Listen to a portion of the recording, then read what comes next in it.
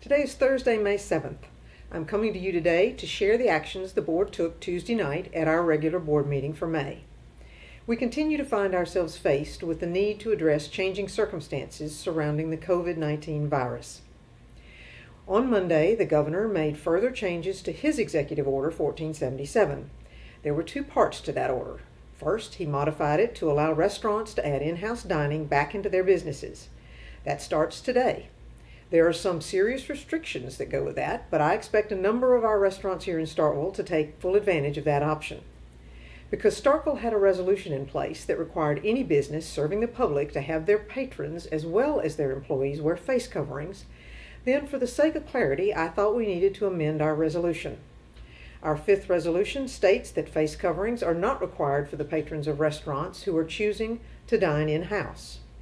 Otherwise, the requirement for face coverings is still in place for those businesses that serve the public. It is clear that social distancing and face coverings are still considered significant deterrents to the spread of the virus. The governor said so again at his press conference just yesterday afternoon.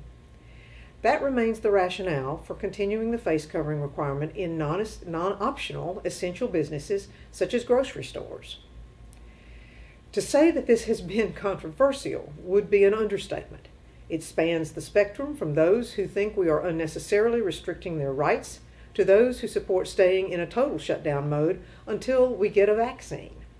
The checkpoints for how and when we open are being driven by the governor's office, and we are following them closely with some notable differences. All of the businesses that the governor has said can be open are able to be open in Starkville. The distinction is that we are requesting the use of face coverings for employees and patrons who are frequenting local businesses. Face coverings are required only for going into businesses that are open to the public. This is because in those businesses, social distancing, the preferred method of containment, is not always possible. The second part of the governor's order also opens state parks. The local authorities have jurisdiction over their parks, and how and when we open is up to the city. If in Starkville's case, we are not yet open. I have said before, and I want to emphasize again, that not opening the parks is not just about protection from the virus. It is now about where we can cut costs in order to keep our city functioning. If we have to choose between police and fire or parks is where we cut first. That is what we've had to do. Parks are closed until the board determines that we are able to open with a reasonable plan of operations.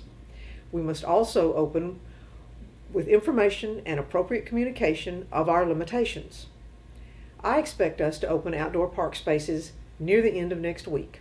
We have to arrange to return the goals to the basketball courts, to set the soccer goals up, and to unlock the tennis courts. We have to update our signage, and most of all, we have to set expectations. This summer will not be parks as usual. At this time, we will not be open for the restrooms. We will not be sanitizing the playground equipment. We will not be available for every day to pick up trash and monitor activities. The city swimming pool will not be open at all this summer. We will establish hours of operation in accordance with ongoing governor's orders. This will be a summer of self-policing. It will be the summer for all of us to pitch in. If you use park facilities, please clean up after yourselves. I would hope that you would do that anyway, but this summer it's going to be particularly important. Outdoor activities have currently been limited by the governor to no more than 20 and still have the 6-foot social distancing in effect. No doubt, these numbers will change as circumstances change. We currently have no tournaments scheduled, no team sports scheduled, and as of right now, no plans for them. We are working with the sports directors for their thoughts on what might be possible under the circumstances for some activities later in the summer months. As we make those decisions, we will make them known as widely as we possibly can. We are doing what we reasonably can to keep people comfortable with being out in public. I don't know how much longer we will continue to require the face coverings. The fact that many feel much better about being out shopping and carrying on their activities is a positive. One of the goals is to get people safely back out into the community, to allow our retail stores to come back strong. The governor's order will expire on May the 11th at 8 a.m.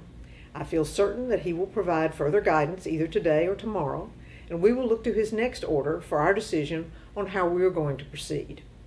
There is what appears to be the approach of an assumption of the risk in opening up the state. That leaves it up to the municipalities to determine how much of that risk we will be willing to shoulder for our citizens. That will be a consideration in our response to his next order. It is important to understand your personal health situation and factor that into your response to this virus. It is important to understand your business and how that assumption of risk will impact your operations. Personal responsibility and consideration go hand in hand as we deal with our recovery from this shutdown. We have had the mask requirement in place now for about 10 days. It is scheduled to be in place for at least another 4 days until May the 11th at 8 a.m. That will be about a 2-week time frame. Behavioral scientists say that it takes a minimum of 21 days to establish new habit patterns. Please understand that we will be acutely aware of what is our charge and our obligation to our residents, businesses, and our visitors. I urge you to continue to exercise caution, be smart, and stay safe. Be kind to your neighbors and those with whom you interact. We are all in this together, and we will get through it best by being together in our response. Thank you.